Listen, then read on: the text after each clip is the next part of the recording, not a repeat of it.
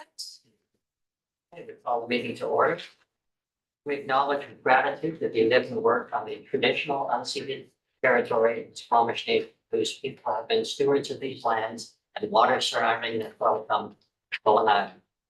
Welcome to the Bowen Island Municipality meeting of May 20th, 2025, and thank you for joining.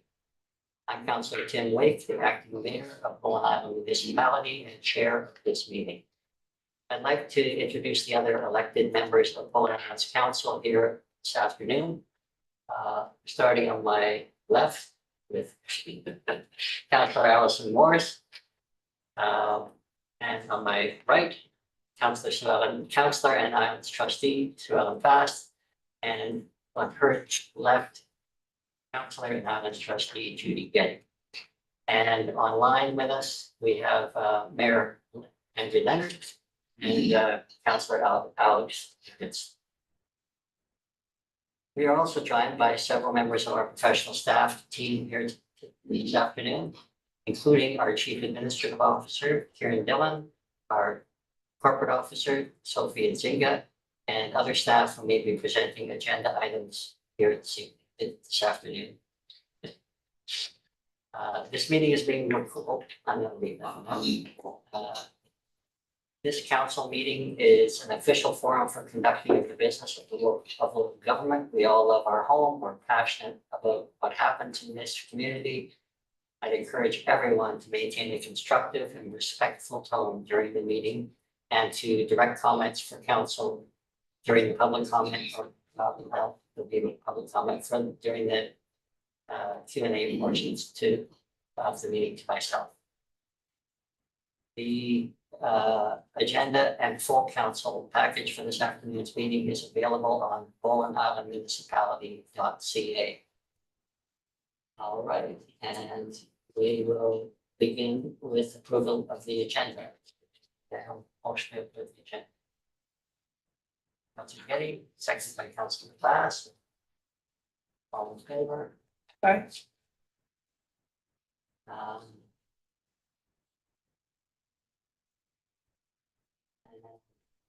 Brings us to or I should say, are there any? I've already approved the agenda. So There were no minutes. Okay, we're on to 3.1 staff reports and over to you, Mr. Martin.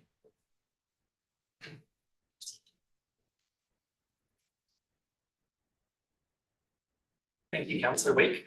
So I'm here to provide an update on the MRDT application. So we came before you, I believe, in December for launch of that project, outlining some of the requirements of that application. Initially, like the first initial step of that application is for preparation of a 5-year strategic business plan. So that's outlining what we would use that for. And so one of our challenges has been trying to better define anticipated revenue, which kind of lays into, what is in your business plan? What can you safely budget for? And one of the conclusions we've met is we're probably going to be estimating low with the assumption that we may have to revise going forward, but it's a better problem to end up with extra money than to plan for a whole bunch of deliverables that we can't fund. So we have reached out to, we've worked with the province to define the list of those accommodation providers who have 4 or more units, who don't just advertise online, because that list of providers essentially get a vote on the strategic business plan. So when we bring it forward, we need to show support. When we bring it to the province, we need to show that we have support of over 50% of the accommodation providers who represent over 50% of the total units of that pool. So we need to show their support for the business plan, and then we need to show overall support in the industry on the business plan. So we've done a series of one-on-one meetings with those accommodation providers to sort of explain to them about the MRDT, answer any questions, go through some of the details on like, this is how you actually account for it, this is how you're going to charge for it, permit for it. All of that like technical stuff to get into depth in to make them comfortable with this idea that there'll be and there could be an additional tax. And to go over with them the concept that, you know, this isn't just a slush fund of money, but that it's tied to specific performance goals. So it's tied to affordable housing, it's tied to the strategic things plan for tourism. The province is very strict about what you can and can't spend money on. And so we would be tied to it. If we get extra revenue from it, we would be revising our business plan to account for the new revenue. So in general, I would say like general tentative support for the concept of MRDT among the accommodation providers that we spoke to. Some were still sort of reserving judgment or wanting to, confirm what's in the business plan. Yeah, I think definite themes were, I'd say appreciation and the need for more tourism management in Snow Cove. Saying that the work that Tourism Bowen does to capture tourists coming off the ferry is pretty key.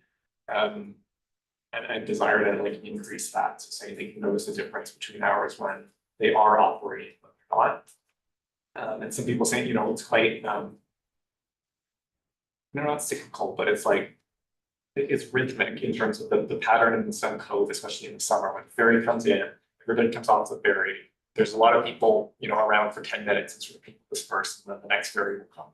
The waves of it, but having actual people there to capture and work with. Of course, when they first arrive and first off the boat, they walked off right away. Almost compared with the people maybe who have booked a place and are driving off the ferry and they'll drive to their accommodation, and they may not. They don't have the same. There's different sort of needs, and they find.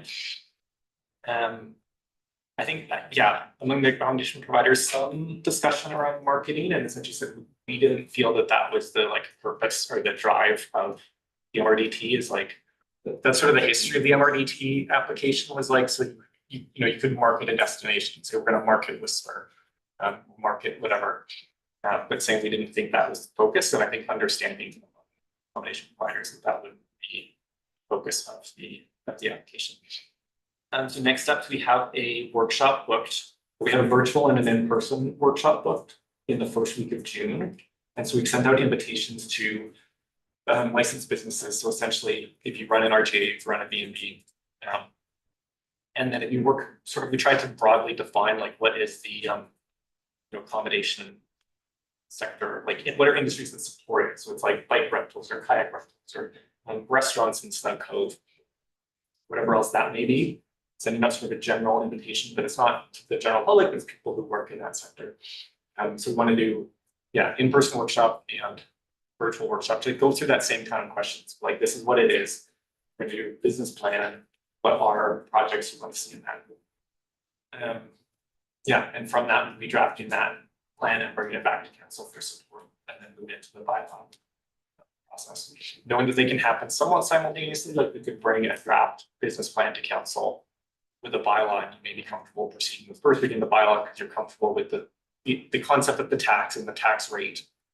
But you say, well, but we need to work on the plan more, and we can do those in parallel. And I think I've come to the end of my speaking notes.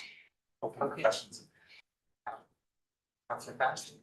Sure, I heard you mention, and near the beginning, one of the goals would be affordable housing, and the other one would be strategic plan for tourism. And what is that? I don't remember that. Where can I find it?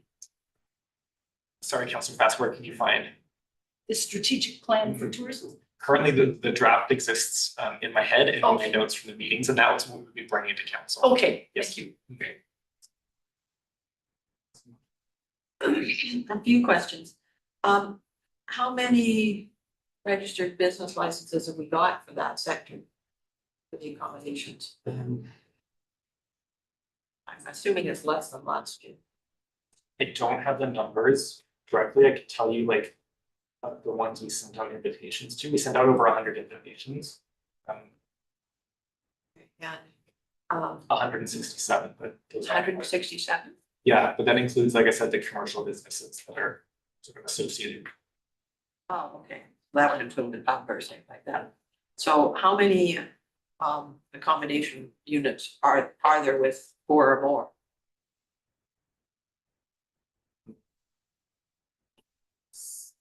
10, 8. 8, yeah. Okay. And they all have to agree or just happen? If it's 8, then 50 plus 1, so I guess 5 of them. I don't have to. And then, but those 5 have to be over 50% of the units, Okay, and what if they are? and then it's not successful. But is that 50% of the units that are 4 or more? Yes, so Oh. yes, so of those 8. It's, yeah, Yeah, so Uh, somebody's got 6 and somebody's got 10 and somebody's Yeah. got 4. Yeah, got it. Okay. Can we attend the virtual workshop? I guess I could share with council the like the Zoom link. And I think the goal is for the discussion to be with the, Yeah, so if you wanna like attend as an observer, yeah. that would be okay, I wanna, a chance for, But is it gonna be videoed so we can watch it afterwards? I could record a video. Which I think it might be interesting to see your firsthand what everybody has to say.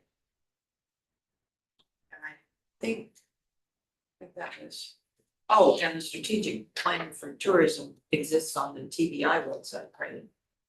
They had one done, a tourism master plan, so where does that fit into the process? Yes, so they have a tourism master plan, that was done in 2023, I believe. Yeah. And I have it, and it's something, yes, some of the accommodation providers have referenced. And so, I mean, that can be a guiding document in terms of like, this was work that they had done, quite extensive work to say what are initiatives. So you've got to do a separate one for the MRDT. Into a separate one for the MRDT that's specifically tied to the revenue that are like eligible projects that show how we would use the money for specific purposes. So it could be, it's like the initiatives could be overlap with that plan. But it needs to be its own standalone. Thank you. Questions? That was my question. One question from the chair. I'm still not clear, we're consulting with everybody, but only the 8 are voting.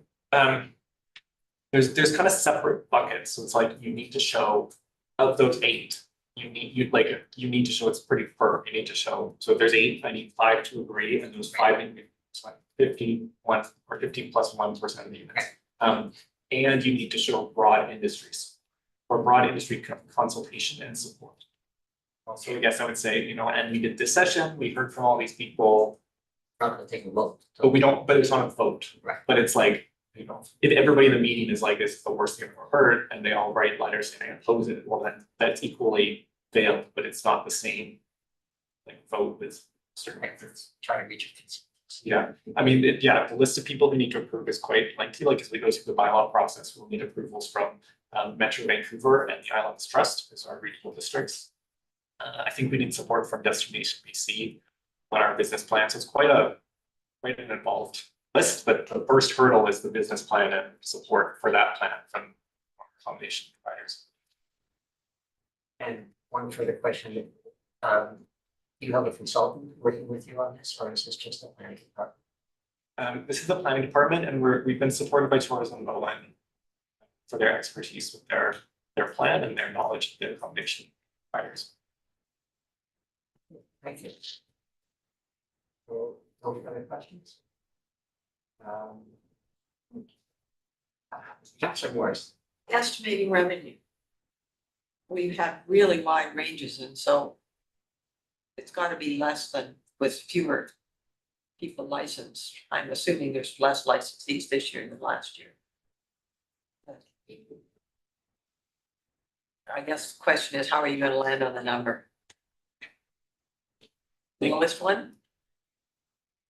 I mean, through the chart, our preference is to be more conservative, right? Like I would much rather be that, right? I mean, having said that, our short-term rental tracking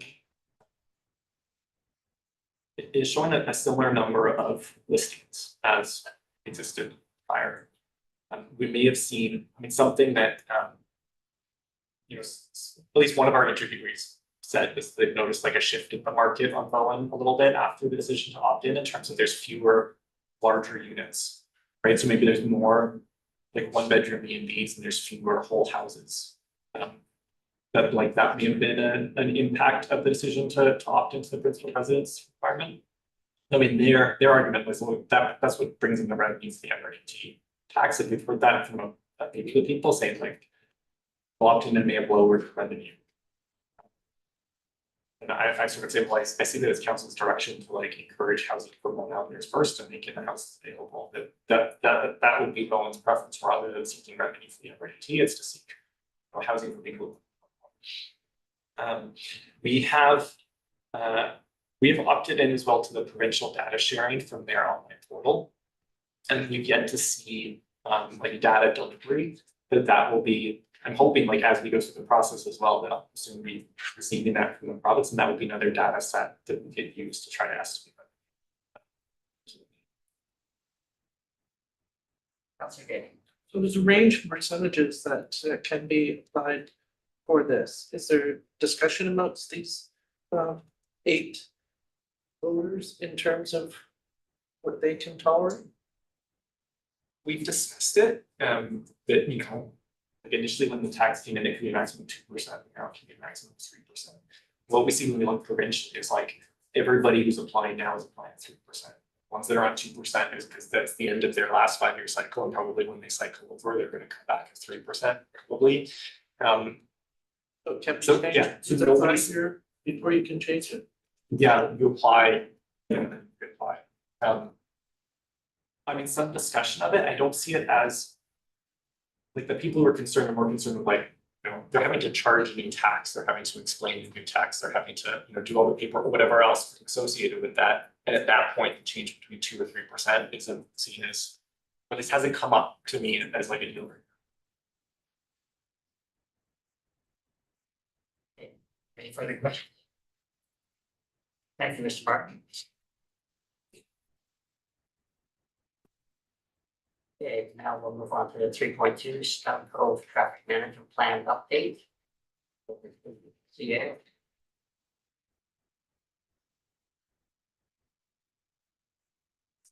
So regards to the Stone Cove Traffic Management Plan. So, The painting, the lines.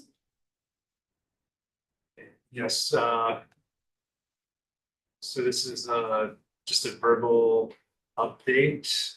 It looks like it. Yeah, so it's a verbal update on, we have received funding from ICBC for up to $16,000, 16 or 6? 16.16, to bring in an engineering firm to look at all the line painting that is there in the cove. So we are moving towards these thermoplastics, which we've spoken about before. So they're a durable type of line painting that's high visibility. They should be able to see them a lot better at night. They do have somewhat of a tactile component to them as well, so they kind of sit above the pavement, so they could be potentially used by the visually impaired community. And so they're chipping in 16,000, and we are going to chip in the other half of the contribution. And so what we'll get out of this is a set of drawings that our public works crew can use to do these line markings consistently every year. And you've seen a little bit of those changes in the cove with the hatching that was previously yellow is now being painted white. And I can only speak for myself, but I think they seem to pop a lot better in white than they do in yellow. So yeah, this is just to make sure that if we're going to put down something permanent like these thermoplastic markings, that we do them correctly the first time, and we're not making mistakes and having to do something that's expensive. Question? Is the 16,000 just for the engineering? Just for the half The of 32,000. the assessment and the drawings and the survey work that goes How into it. much is gonna cost? 35 for the study. So, okay, but then. Well, okay, 16 and 16, that's 32 in private. So Okay, it's gonna so be 35,000 for the engineering study. through the chair, so I just clarify, so before the ICBC person I was dealing with was going on vacation. Yeah. And he said, we'll commit to half the study. I said, well, I just want something in writing. So they told me 16,000 And they said, we'll revise that up after we get the actual final proposal from the consultant. So I'm expecting the 16,000 will be brought up to 17,500 for their 50% contribution. But for now, we have 16,000 in writing, which is. And timeline for getting all this done?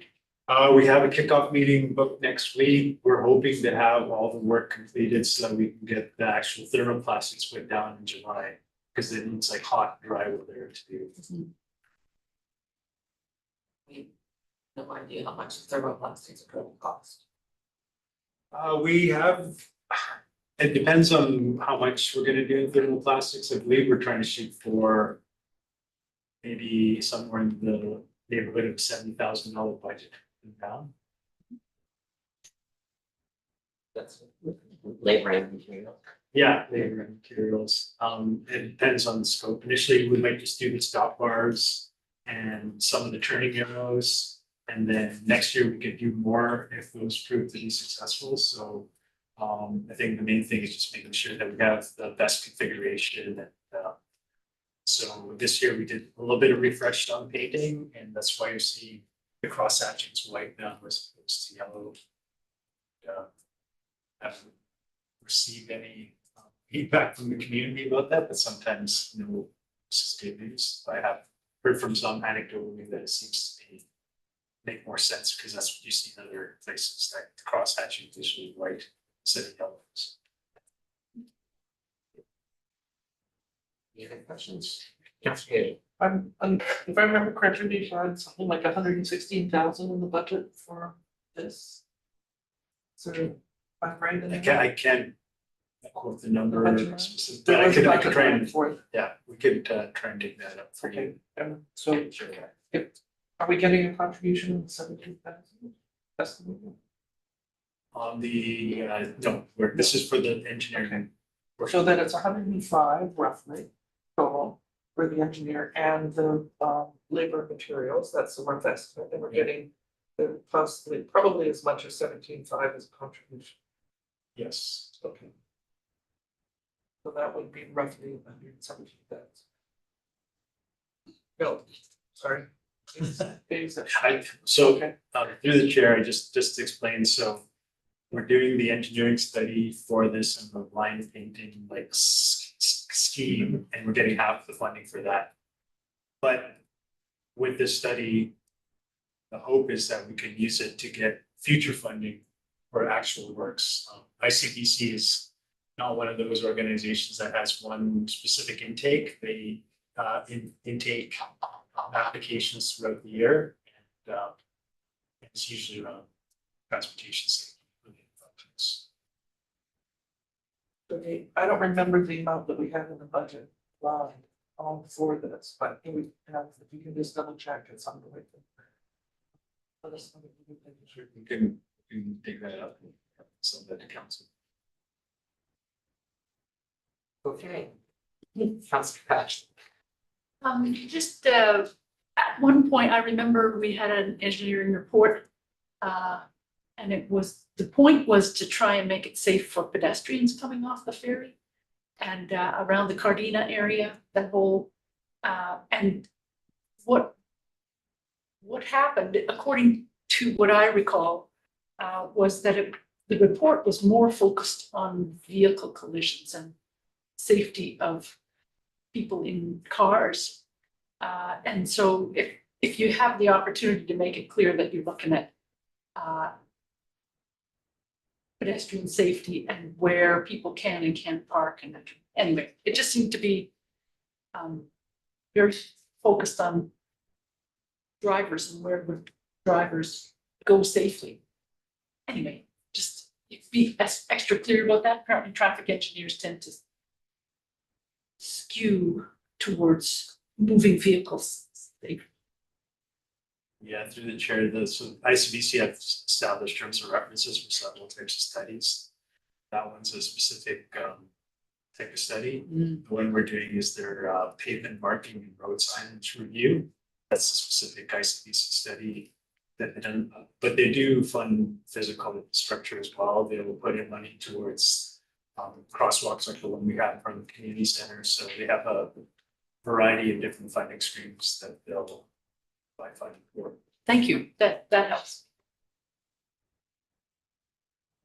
I was going to refer to that study, that it would be worthwhile to dig it out.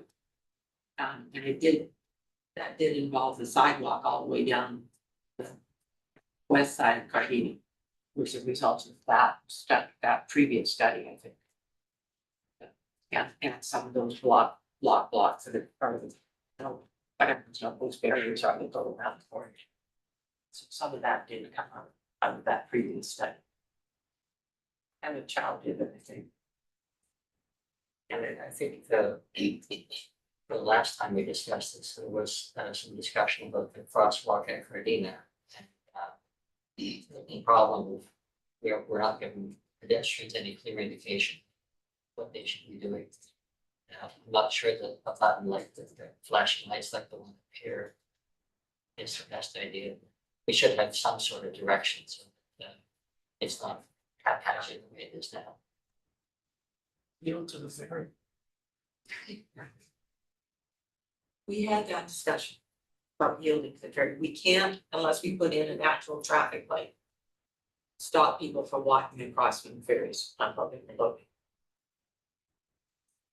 We had that discussion a number of years ago. It's in the, I think it's the Motor Vehicle Act, and pedestrian standing in a crosswalk has right of way. Well, in Cattle River, there's a sign that basically says, do not use the crosswalk while the ferries. Maybe somebody decides the problem is they stand there and then the traffic stops.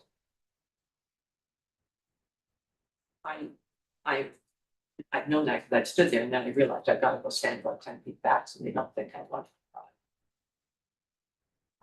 to. Sure, the engineer is talking with that.